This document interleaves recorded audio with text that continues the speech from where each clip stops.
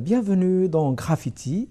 Pour ce présent numéro, il sera largement question d'histoire, de philosophie et de théâtre. Pour cela, j'ai l'honneur et le grand plaisir de recevoir le philosophe Didier Durmarck. Didier Durmarck, bienvenue à Berbère Télévision. Merci de m'avoir invité, bonjour. Bonjour, je vous en prie. Vous venez, vous avez publié récemment Philosophie de la Shoah aux éditions L'Âge d'Homme. Et donc, vous mettez en exergue les propos d'un prix Nobel de littérature qui a écrit de merveilleuses choses, qui nous a quittés récemment malheureusement. Et il dit ceci, entre autres: les foules ne deviennent pas nazies ou quelque chose de similaire par révolte, mais plutôt par conformisme. Alors, pourquoi cette référence à Imre Kertész? Cette référence à Imre Kertész, elle est centrale parce que on a affaire à un auteur qui, peut-être pour la première fois dans l'histoire de la Shoah, on peut rappeler que la Shoah c'est la destruction des Juifs d'Europe, montre que pour montrer l'immontrable, l'impensable, en fait, il faut non seulement passer par l'histoire, mais faire référence à une réflexion, et à une réflexion qui est philosophique. La phrase que vous venez de citer illustre le fait d'une interrogation: comment un événement aussi monstrueux a-t-il pu avoir lieu? Il semblerait, tout se passe comme si la destruction des Juifs d'Europe n'était pas seulement une affaire d'idéologie, mais une affaire d'obéissance à l'autorité. Sachant qu'on n'avait pas besoin d'épouser l'idéologie nazie pour être fonctionnaire, oui, et participer à la machine de destruction, participer à ce qu'on appelle le massacre administratif.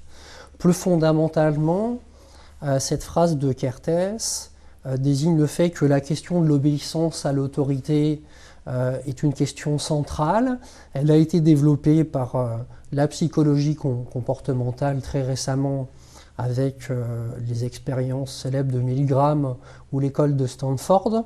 Mais il ne faut pas oublier que primitivement, cette question de l'obéissance à l'autorité est philosophique. On peut la retrouver chez un philosophe comme Gunther Anders, qui, dans un ouvrage central magnifique qui s'appelle L'obsolescence de l'homme, bien que le titre constitue déjà un programme, montre que ce qui rend possible finalement la Shoah, c'est l'obéissance à l'autorité, et ce qui rend possible l'obéissance à l'autorité, c'est ce qu'il appelle la loi des choses, c'est-à-dire le renversement de la valeur de l'homme par rapport à la supériorité des choses. Et Gunther Anders initie et date ce renversement de la révolution industrielle. On pourra éventuellement en reparler. Bien sûr. En tout cas, votre livre traite à bien des égards cette thématique de manière différente des livres qu'on a lus ou qui ont été écrits sur le sujet. Et donc, au départ, vous citez quand même Hilberg, et c'est bien de le rappeler aussi, qui disait que pour l'URSS, la Grande-Bretagne et les États-Unis, le sauvetage des Juifs ne constituait pas une priorité. C'est quand même terrible. On se retrouve en fait devant ce que j'appellerais des plis civilisationnels. C'est-à-dire que ce que met en valeur une certaine pensée du droit international, c'est l'idée qu'un individu est pourvu de valeur quel que soit le pays où il habite. On parle de droit inaliénable. Seulement, c'est le paradoxe que met en exergue une philosophe comme Hannah Arendt. Pour que ce droit soit respecté, il faut qu'il s'enracine dans un pays. Or, quand on retrouve un certain nombre de peuples sans nation, les tziganes, par exemple, les juifs, ils se retrouvent devant des droits qu'ils ne peuvent pas faire respecter. Donc tout se passe comme si le droit véritable était uniquement le droit posé par chaque pays, alors que pour que le droit soit droit, pour que le droit soit universel, pour que le droit soit le même pour tout le monde, il faudrait que le droit soit naturel. Or, justement, ce qui fait que la Shoah constitue un pli civilisationnel qu'on retrouve aujourd'hui avec la crise des réfugiés, c'est que on est en face d'une tension, voire d'une contradiction entre ce qu'on appelle le droit positif, le droit qui est posé par chaque pays, et le droit naturel, le droit de chaque individu à disposer de sa propre existence. Oui. Vous écrivez aussi toujours dans Philosophie de la Shoah, donc paru aux éditions L'Âge d'Homme, Pierre Vidal-Naquet, paix à son âme, avait averti du danger de faire de la Shoah un problème moral, avant d'en faire un problème d'histoire et de connaissance. Oui. Qu'est-ce que vous voulez dire alors? À chaque fois qu'on a un discours public sur la Shoah, il s'opère, me semble-t-il, un glissement. On va être immédiatement sur le terrain du bien et du mal, sur le terrain moral, alors que ce terrain qui est tout à fait légitime, il s'entend dans la seule exacte mesure où il est fondé sur la science historique. Bien sûr. Or, très souvent, on commence par ce terrain moral et ensuite on vire en anathème, en insulte, en procès, en point Godwin, où on insulte Oui. l'autre de nazi, où on tombe dans la concurrence victimaire, chacun mettant en exergue sa propre souffrance, la légitimité, la reconnaissance légitime de sa propre souffrance. Et donc ce que met en valeur Pierre Vidal-Naquet, c'est que pour essayer de penser une philosophie de la Shoah, il faut déjà faire de la destruction des Juifs d'Europe non pas seulement un problème moral, mais avant le problème moral, un problème de connaissance. Et ce que j'essaye de montrer dans la philosophie de la Shoah, c'est que ce problème de connaissance, en fait, effectivement, il pose un problème, donc il engage un discours philosophique, et surtout, il nous met en relation avec notre conception de la raison. Oui. Et c'est ce que vous essayez de montrer dans cet excellent essai. Et donc, vous traitez le sujet sous de facettes différentes. Par exemple, vous traitez la Shoah comme castration et fondement. Alors, comment est-ce que ça peut être une castration et ça peut être un fondement alors? Belle question. Alors, castration et fondement, le fait que la Shoah se caractérise par un processus qui est organisé, oui, qui est rationnel, montre que la raison peut être au service de la destruction de l'homme. Ce qui fait de la Shoah un phénomène irréductible, et c'est peut-être pour cela qu'on en parle tout le temps, c'est qu'il engage une conception de la raison, une conception de l'organisation, une hyper-rationalisation des moyens de destruction. Donc il y a quelque chose qui, dans la raison, est contre la raison. Je vais essayer de dire les choses un peu plus simplement. Oui, bien il y a sûr. quelque chose qui, dans la rationalité, peut se retourner contre le raisonnable, contre l'humanité de l'homme. C'est ça que j'appelle la castration. Oui. La castration, ici, c'est le fait que, finalement, on peut concevoir qu'il y a une conception de la raison qui est omniprésente en Occident, qui peut se retourner contre la raison, c'est-à-dire qui peut se retourner contre l'humanité de l'homme. Dès l'instant où on pense une chose en termes de moyens et qu'on met de côté la question des fins, et là la question des fins c'est la destruction d'un groupe identifié, alors on est dans quelque chose qui relève de ce que les philosophes pourraient appeler le renversement de la raison. Donc on a quelque chose qui donne à penser, qui constitue une base de pensée, et donc un fondement. Le paradoxe ici, c'est que ce fondement constitue à la fois un problème. Comment est-ce qu'un fondement qui relève de la connaissance peut être à la fois un problème qui, par définition, est une absence de connaissance? Ça m'amène à une conception de la philosophie comme prisme, comme optique, oui, comme point de vue, et pas comme système, donc comme quelque chose qui serait organisé et qui en finirait avec le problème. C'est pour ça que le livre, en fait, c'est un porte-voix. J'essaye d'être le porte-parole des textes et de faire parler les textes parce que contrairement à une idée reçue, même si on parle beaucoup de la Shoah, la plupart du temps, on ne fait pas parler les textes parce qu'on se centre peut-être beaucoup trop sur l'événement et pas assez sur ce qui fait problème au sein de l'événement.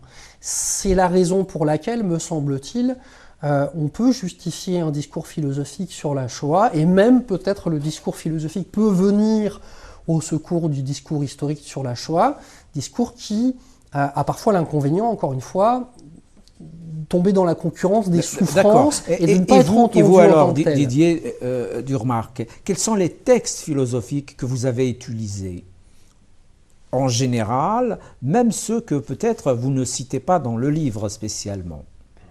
Quels sont les textes qui vous en parlaient avant d'amorcer donc l'écriture de cet essai? Bien évidemment, quand on travaille sur un tel sujet aussi lourd, il faut essayer de faire preuve de rigueur, voire d'exhaustivité, même si c'est très difficile. Pour ma part, si je veux répondre précisément à votre question, le déclencheur de l'idée d'une philosophie de la Shoah, c'est le prix Nobel de littérature 2002 Imre Kertész, qui avait la légitimité de développer toutes les intuitions que j'avais à l'œuvre en moi, mais que je ne pouvais pas, voilà, tout à fait, que je ne pouvais pas développer, n'ayant pas la légitimité, l'histoire personnelle pour le faire. Et c'est pour ça que j'insiste bien. Je fais œuvre de philosophie ici, mais je définis la philosophie comme une optique, et si finalement cette philosophie constitue un point de vue, c'est la raison pour laquelle elle donne la parole à. Elle n'est pas un système fermé, elle ne pense pas toute seule. C'est la raison pour laquelle il y a beaucoup de références. Il y a un vrai, si je puis dire, un travail d'équipe, un travail collectif dans l'idée d'une philosophie de la Shoah. C'est une manière de philosopher qui n'est pas nécessairement courante, mais que je revendique et que j'assume comme telle et que j'explicite dès la préface de l'ouvrage. Et donc, les grands noms de la philosophie, alors Heidegger, Arendt, Lévy, Rousset. Alors le rapport à votre texte, tous ces gens-là, comment est-ce que vous avez travaillé concrètement? Lanzmann aussi? Bien sûr, j'ai quand même dissocié ce qui relevait de ce qu'on appelle la littérature des camps. Oui. Sans doute que les écrivains qui ont montré avec le plus de puissance et de pertinence ce qui se jouait dans la destruction des Juifs d'Europe, ce sont les écrivains. Ensuite, les philosophes. Mais comme la plupart du temps c'était des philosophes du système, montraient qu'ils étaient sans doute surpassés par les écrivains, par les littératures des camps. Et ensuite, bien évidemment, tout ce qui relève de l'histoire comme condition nécessaire de la philosophie, sachant que, comme le dit Lanzmann, pour montrer la Shoah, il fallait une œuvre d'art, et que tout se passe comme si les grandes œuvres historiques réclamaient finalement la transfiguration artistique. Vous avez vous-même écrit des romans qui font un peu le sujet dont elles font, dans le sujet principal et justement la Shoah, bien sûr. On va y revenir. Hein. Mais avant cela, donc, vous aviez parlé tout à l'heure de raison. Hein, et vous dites à un moment dans le livre que déjà dans les années 30, on a vu venir un peu le monstre quand même. On ne l'avait pas pris au sérieux. Qu'est-ce qui s'était passé un petit peu pour aller un peu dans l'histoire de cette époque-là? Qu'on ait vu venir le monstre, je ne sais pas si on peut dire les choses d'une manière aussi claire sans tomber dans l'illusion rétrospective. Ce qui est certain, c'est que dès la fin de la Première Guerre mondiale, ceux qui signent l'armistice à la fin de la Première Guerre mondiale aussi, ce qui accompagne cet armistice, c'est déjà un début d'antisémitisme oui. Qui est présent, qui est larvé et qui se développera bien évidemment avec la crise. De là à dire qu'on a vu le monstre venir, à certains égards, oui, si on lit Mein Kampf, ce qui est tendancieux quand même, c'est qu'on ne peut pas faire de l'histoire quelque chose qui relèverait d'une explication scientifique, d'une chaîne de causalité aussi rigoureuse qu'une explication physique. Donc, je serais un peu plus prudent ou un petit peu plus nuancé. Ce qui est évident, c'est que ce qui se donne à voir dans la destruction des Juifs d'Europe, c'est aussi une certaine conception de l'administration, une certaine conception de l'État. Et comme le dit Kertész, il y a bien évidemment une idéologie à l'œuvre dans le nazisme, c'est une évidence, mais cette idéologie, elle trouve aussi sa réalité, son effectivité dans une organisation et dans une conception de la raison qui fait modèle en Occident et qui demande à être interrogée. C'est ce que j'essaye de faire dans cet ouvrage. Effectivement, et donc toujours dans cet ouvrage, il y a donc un chapitre où vous traitez donc la Shoah comme du point de vue anthropologique et même de la philosophie de l'existence.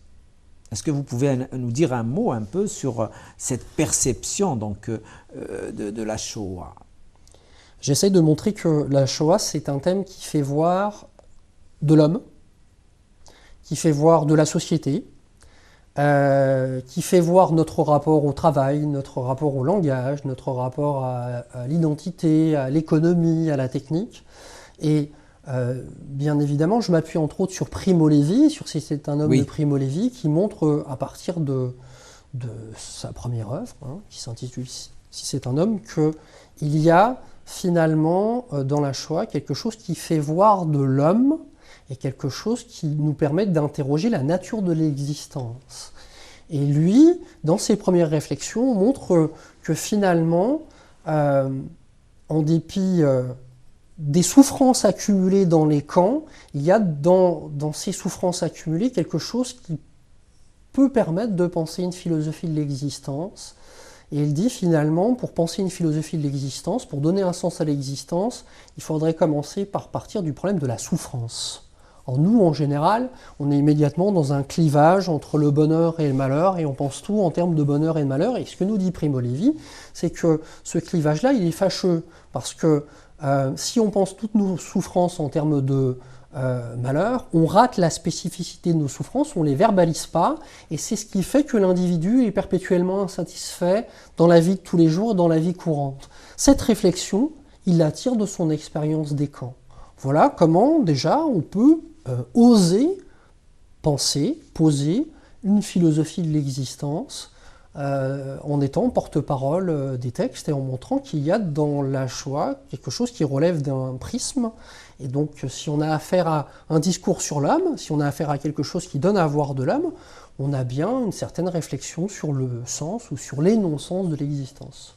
C'est vrai, et donc toujours dans ce livre, Philosophie de la Shoah, je rappelle, paru aux éditions L'Âge d'Homme, vous parlez aussi de la métaphysique de la Shoah. Alors, pourquoi métaphysique alors? Vaste programme. Oui. La Shoah est un thème qui fait voir de l'homme, qui fait voir de la société, qui fait voir de la modernité, mais qui fait voir aussi ce qu'on appelle entre philosophes de l'être, qui permet de reposer la question de l'être, si on veut la question de Dieu. J'ai essayé de montrer, à partir des grands textes de la littérature des camps, qu'on pouvait poser une métaphysique de la Shoah et que les grands textes remettaient en fait en question, essayaient de réfléchir sur la question du sens de l'être, en n'étant ni dans le rejet, ni dans l'athéisme, ni dans la croyance, mais dans un cheminement finalement qui est philosophique, c'est-à-dire dans le problème, dans le doute, et de cheminer avec le doute. Voir comment, on dit très très souvent, on entend très souvent qu'après les camps, on ne peut plus poser d'une manière spontanée l'idée de Dieu, voir comment justement avec les camps on peut repenser cette idée de Dieu, éventuellement la rejeter, éventuellement l'embrasser, mais toujours en faire un problème, c'est-à-dire quelque chose qu'il faut penser et cheminer avec cette pensée. Ne pas être dans un résultat, ne pas être dans un produit, je crois ou je ne crois pas, mais être finalement dans l'expérience aussi peut-être dans la pratique du doute, hein, qui était propre au sacré, jusqu'au moment où le concept de religion au XIXe siècle est venu un petit peu formater et uniformiser les choses. Il y a fondamentalement, à partir de l'expérience des camps et des camps d'extermination, quelque chose qui pose un problème, et si ce qui pose un problème part de la question de l'homme, il est bien finalement naturel que cette question de l'homme renvoie aussi à la question de l'idée de Dieu, de la relation entre le créateur et la création, si je puis Bien dire. sûr, bien sûr. Et pour la question esthétique, alors, parce que vous traitez aussi la Shoah comme esthétique, dans quel sens, dans quelle mesure elle peut être traitée donc, de manière esthétique? Alors, il ne faut pas entendre par ce terme esthétique quelque chose qui renvoie aux beaux-arts, bien évidemment. C'est pour ça que je vous Il pose faut la question. entendre par ce terme esthétique ce qui est relié finalement à la sensation, esthésis. Comment essayer de nous faire ressentir ce qui se joue dans l'événement historique Shoah. Là, c'est très intéressant votre question parce qu'elle met en valeur tout ce qu'on appelle aujourd'hui les éléments de langage. Les éléments de langage, ils sont omniprésents dans la modernité. Par exemple, quand on veut ne pas payer d'impôts, on parle d'optimisation fiscale. Oui. C'est un élément de C'est langage. Ce que met en valeur, entre autres, Imre Kertész, c'est qu'on est très très souvent dans des éléments de langage quand on parle de la Shoah, et c'est bien normal, parce qu'il y a quelque chose d'insupportable, et on est obligé de se protéger. Mais si on veut être un penseur, si on veut être un philosophe, si on veut essayer de penser ce qui est soi-disant impensable, il faut dépasser les idées reçues, oui. Et donc il faut dépasser les éléments de langage. Et donc cette idée d'innommable, d'impensable, de plus jamais ça, ce sont des mots valises qui empêchent de poser et de penser ce qui fait problème dans l'événement et qui finit par recouvrir en fait l'événement. On met un nom derrière l'événement, ça permet de nous rassurer, de ne pas être angoissé, mais en même temps, finalement, on rend hommage à cet événement sans donner à voir ce qui fait problème, et on se donne peut-être la possibilité de renouveler cet événement en refusant de le penser, si ignoble soit-il. C'est bien que vous le disiez, donc c'est un peu déjà hein, la déconstruction des stéréotypes que vous nous racontez cela. Et donc les stéréotypes, il y en a beaucoup, n'est-ce pas ?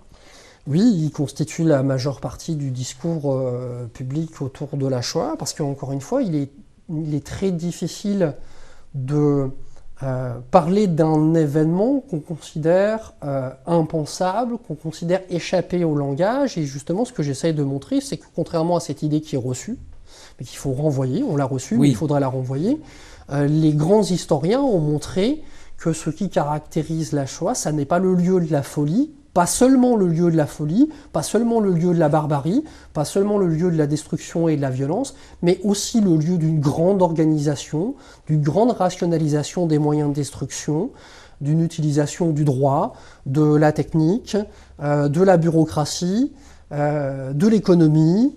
Et il faut voir comment ces structures de la modernité ont été utilisées, comment elles font reflet aujourd'hui dans notre manière de penser aussi la modernité et dans notre manière de penser notre rapport au monde. C'est pour ça que, à mon sens, la Shoah fait miroir vers chacun d'entre nous aujourd'hui. Très bien. Et fait danger. Elle fait danger aussi. Et donc, avant de revenir au débat, on fait juste une petite pause et on va continuer. On revient donc au débat avec le philosophe Didier Durmarck qui a publié Philosophie de la Shoah aux éditions L'Âge d'Homme. Et donc, on disait donc que beaucoup de stéréotypes se sont créés, certains peut-être sont entretenus, n'est-ce pas ? Oui.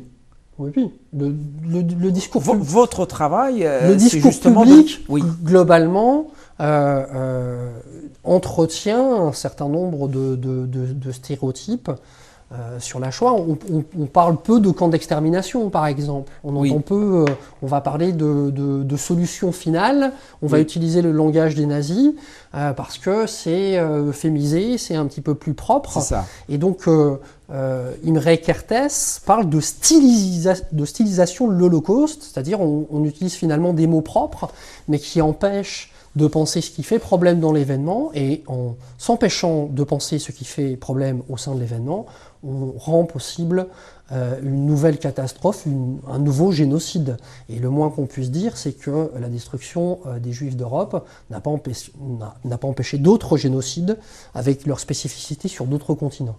Et effectivement, c'est dans la suite de l'histoire humaine.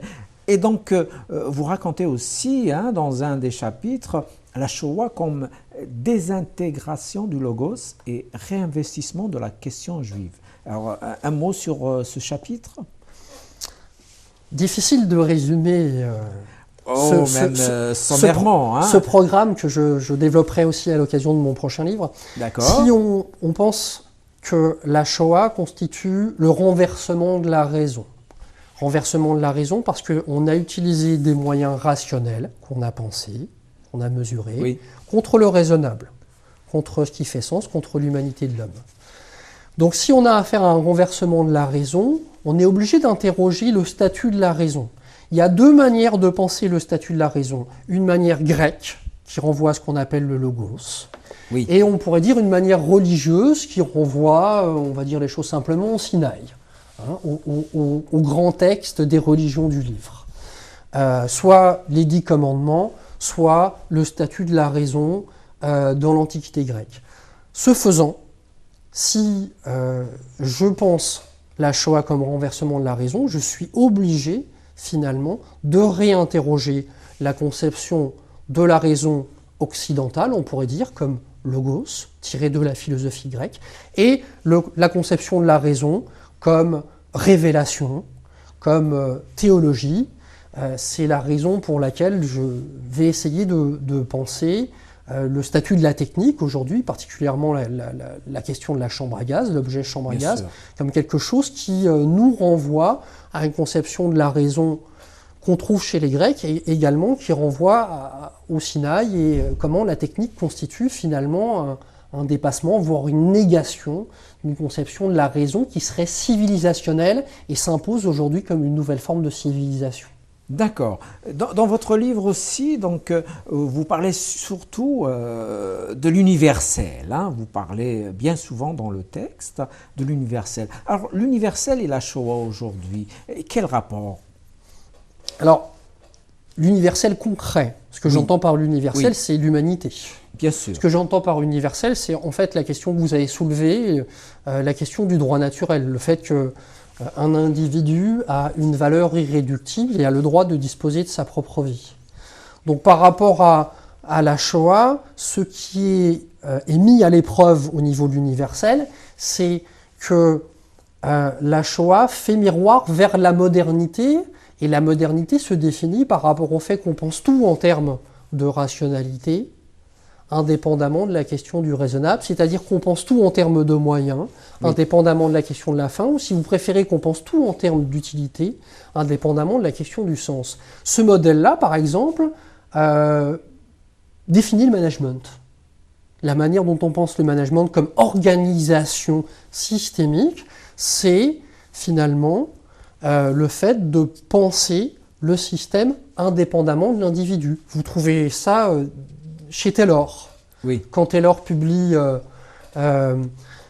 sa réflexion sur le management scientifique, Principle of Scientific Management, il dit dès sa préface, avant moi, c'est l'homme qui était premier, avec moi, c'est le système qui sera premier. Il y a ici une conception de la raison, une conception de l'organisation qui trouve son paroxysme dans la destruction des Juifs d'Europe et qui me semble aujourd'hui omniprésente. C'est pour ça, je me répète, qu'il me semble que la Shoah a vraiment quelque chose à voir avec notre quotidien, parce que cette conception de la raison aujourd'hui, elle est planétaire, elle s'impose comme un modèle qui est de plus en plus mondialisé et mondialisant. Oui, bien sûr. Est-ce que vous pouvez nous dire, Didier Durmarck, comment est-ce que cet essai, hein, Philosophie de la Shoah, a été globalement reçu, hein, par le lectorat, par l'intelligentsia, puisque c'est un texte qui est relativement assez différent, si je puis dire ainsi. Alors, d'une manière peut-être étonnante, je ne sais pas, l'ouvrage s'est très bien vendu, presque trop bien parce qu'il était épuisé au bout de 3 semaines. Il a fallu refaire une deuxième édition en urgence. Il a eu une certaine visibilité aussi médiatique. Il y a eu quelques articles dans l'Humanité. Je crois que le caractère novateur du projet intéresse, peut également gêner, effectivement, pose problème, mais ça me semble salutaire. Un philosophe, c'est quelqu'un qui est là pour poser des problèmes et pour cheminer avec les problèmes, et pas pour avoir la prétention de les résoudre immédiatement. C'est peut-être la différence entre un philosophe et un charlatan. Oui. Là, mon but, c'est de mettre en valeur des problèmes, d'essayer de les mettre à l'épreuve et surtout d'essayer de voir comment ils font miroir et écho à notre quotidien. Comment, pour reciter une nouvelle fois Imre Kertész, la modernité ne discrédite en aucun cas Auschwitz et à certains égards, tous les jours, peut nous renvoyer à Auschwitz. Et donc, Imre Kertész, qui a toujours écrit sur cette thématique, hein, qui avouait presque qu'il ne pouvait pas écrire autre chose. Oui, complètement. Alors, il y a presque 2 moments ou 2 époques. Il y a le moment qui est purement autobiographique avec Être son destin, et le moment où il commence à penser et à voir que quand on pense l'événement, on le donne finalement presque plus à voir que quand on le vit, de sorte que Kertész va aboutir à des déclarations qui peuvent sembler étonnantes. L'idée que le camp de concentration ne se donne à voir qu'uniquement en tant que texte littéraire et non pas nécessairement en tant qu'expérience. Et Kertész dit même, c'est parce qu'on a fait l'expérience des camps qu'on peut tirer l'universel de la Shoah. Parfois même, ça peut empêcher quand on reste arrimé à sa propre souffrance. Vous aussi, vous êtes un peu sur ces traces, puisque vous avez écrit beaucoup de choses sur la même thématique. On va passer en revue un peu vos livres. Donc, vous avez publié en 2002 « Féerie pour un rien ». C'est un joli titre. Et qu'est-ce que ça raconte alors ? Je me suis intéressé à la question du néant, la question de l'absurde, d'un point de vue existentiel. C'est 3 pièces de théâtre qui finalement interrogent la question du sens de l'existence, la question du non-sens de l'existence.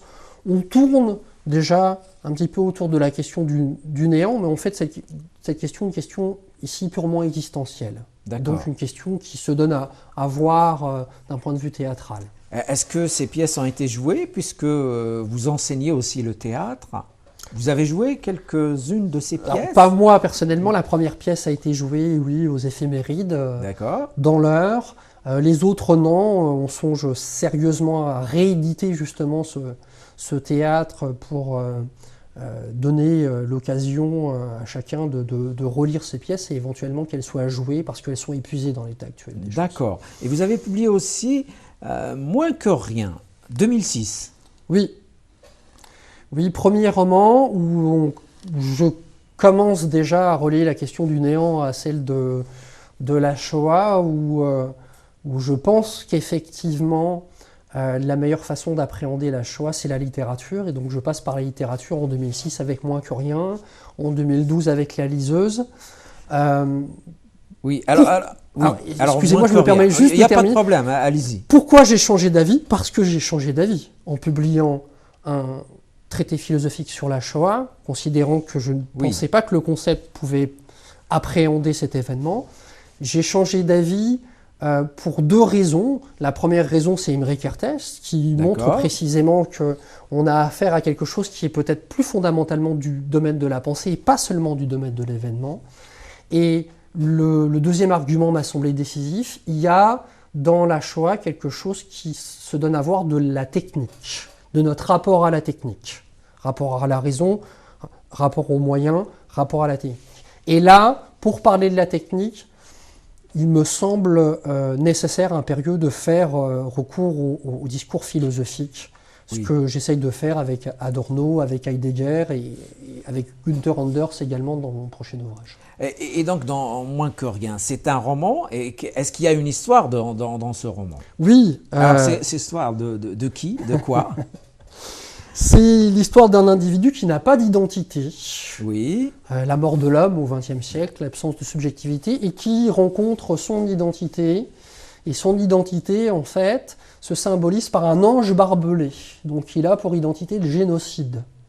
Donc il y a toute une traversée de la question du néant, de la question de l'absence d'identité, le personnage n'a pas de nom, d'accord.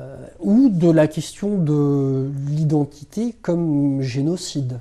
Aussi. La question d'être sans destin ou de destin sans être, même si à cette époque, je n'avais pas lu la totalité de l'œuvre d'Imre Kertész, puisqu'elle n'avait pas été encore publiée. D'accord. Et dans La Liseuse, alors, qui est sortie en 2012? Alors, la liseuse, c'est une approche de la culture à partir de la Shoah.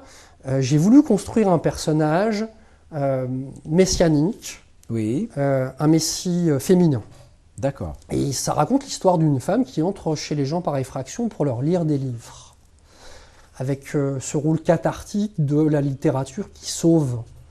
On ne se rend pas suffisamment compte que ce qui fait le propre des humanités, ce qui fait le sens profond de la littérature, c'est que ça peut sauver une vie, c'est-à-dire sauver une vie, c'est rendre possible une vie qui vaut la peine d'être vécue.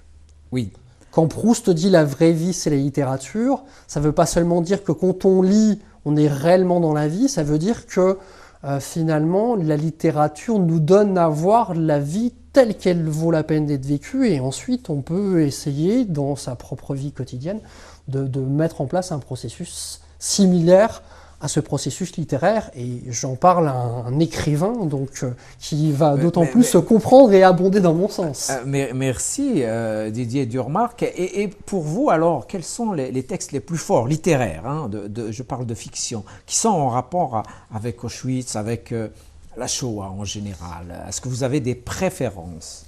Oui, j'ai des En tant préférences. que philosophe et en tant qu'écrivain aussi. Je poserai véritablement une hiérarchie. Oui. Je sais que la mode, c'est de dire, c'est d'être dans le relativisme. Tout a une valeur, tout a une qualité. Je pense que les textes les plus forts sur la Shoah sont les textes qui sont capables de poser le plus de problèmes, justement, en ce qui concerne ce qu'ils montrent de l'homme, ce qu'ils montrent de Dieu et ce qu'ils montrent de la question de l'existence. C'est la raison pour laquelle je fais d'Imre Kertész mon phare, mais je pourrais également citer l'œuvre littéraire de Borowski, Oui. d'Elgar Inselrath. Ce sont ceux qui ont interrogé toute notre civilisation à partir de cet événement-là. Et donc quand on interroge notre civilisation, disons les choses simplement, on interroge l'homme, on interroge la société, toute la société, le rapport au droit, à la technique, à l'économie, à la justice, etc.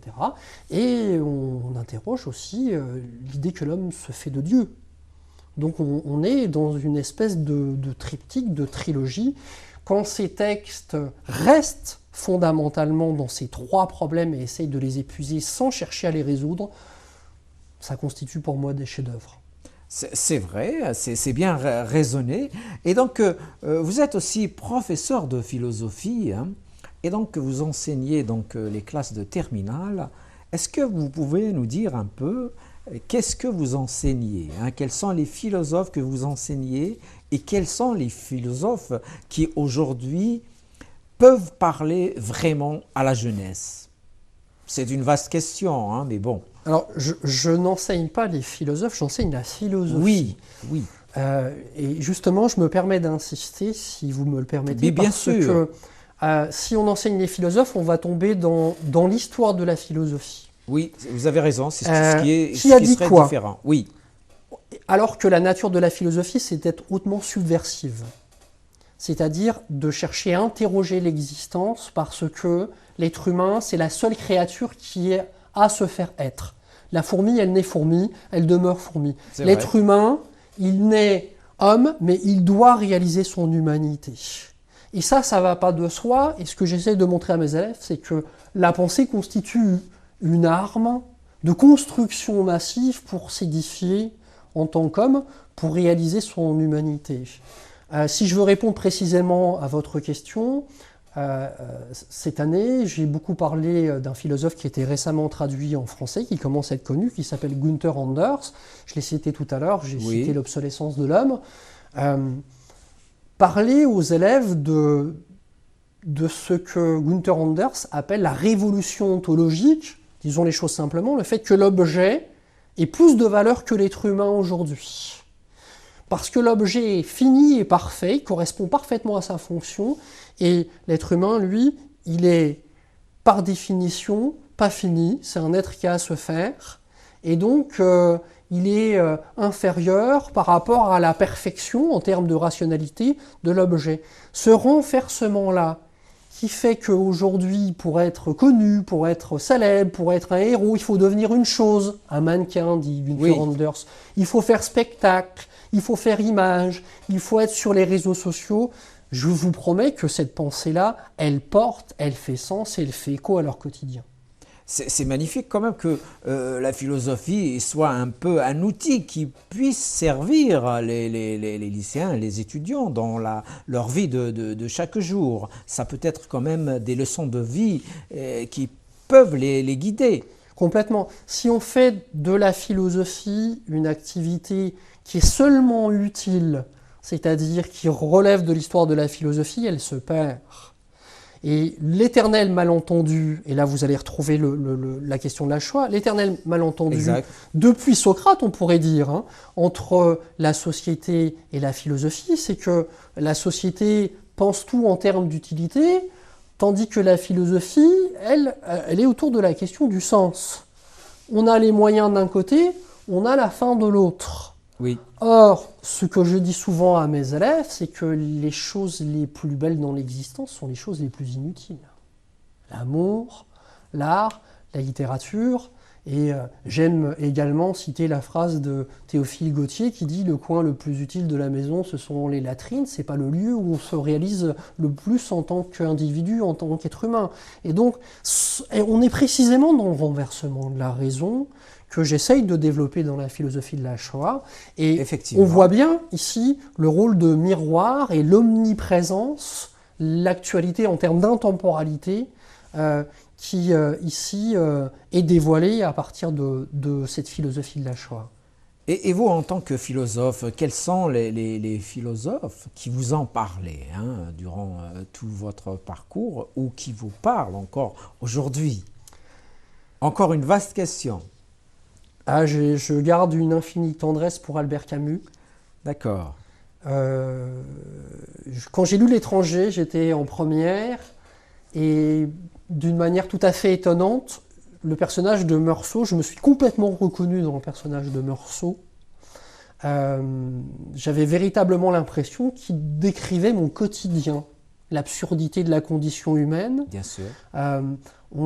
Parfois les élèves disent « Oh non, l'étranger, justement, ça me semble complètement étranger. » Moi, je suis sorti de cette lecture en disant « Meursault, c'est moi. » Et ça, un grand livre, ça allume l'intériorité que vous avez en vous.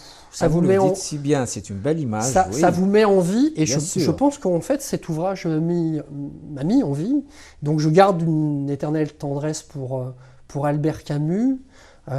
Aujourd'hui, bien évidemment... Que beaucoup de critiques ont dit qu'il était un philosophe mineur. Oui. N'est-ce pas? Bien sûr.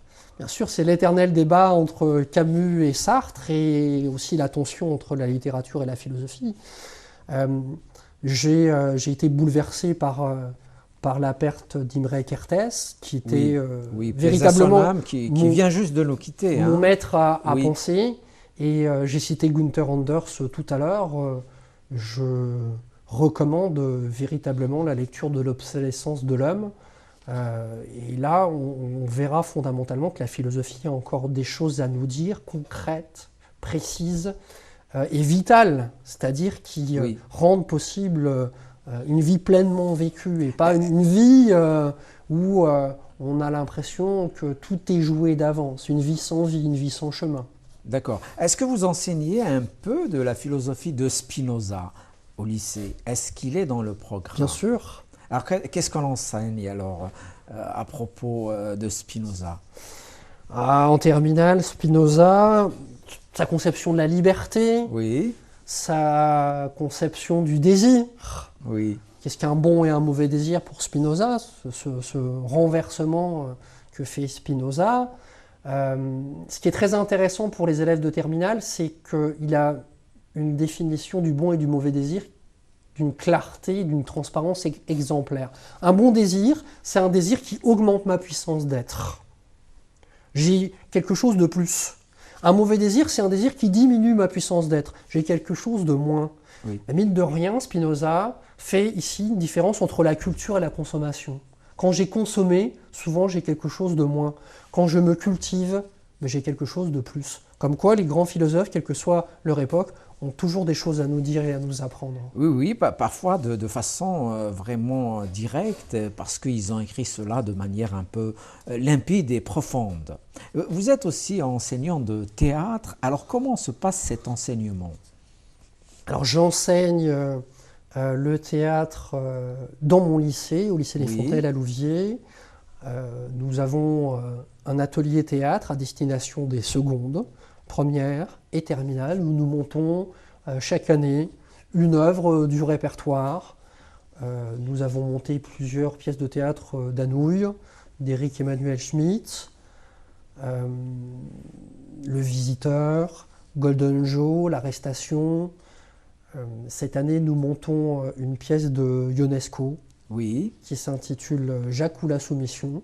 Donc des pièces du répertoire et là, les élèves font l'expérience du théâtre et se rendent bien compte de la puissance aussi vitale, ils sont philosophique appelés du théâtre. à jouer parfois quand Oui. il y a du temps. Ils jouent systématiquement en fin d'année scolaire Ah, la d'accord. pièce 2 à 3 fois dans un théâtre au Moulin de Louviers devant 200 personnes sur 2 ou 3 soirs, donc devant une salle pleine. Donc oui, ils font l'expérience du théâtre et manifestement sur le retour qu'on peut avoir, cette expérience elle est très forte, elle est fondatrice de leur identité, ils en tirent quelque chose qui fait sens, d'essentiel. Et qu'est-ce qu'il pourrait y avoir de différence entre les deux enseignements, le théâtre et la philosophie? Ils peuvent être complémentaires, non? Oui, il s'appelle. La philosophie a toujours hésité entre le dialogue des Platon, Bien sûr. la forme brève aussi, Oui, qui peut être théâtralisée, et le système. Alors si on est dans le système, on s'éloigne du théâtre.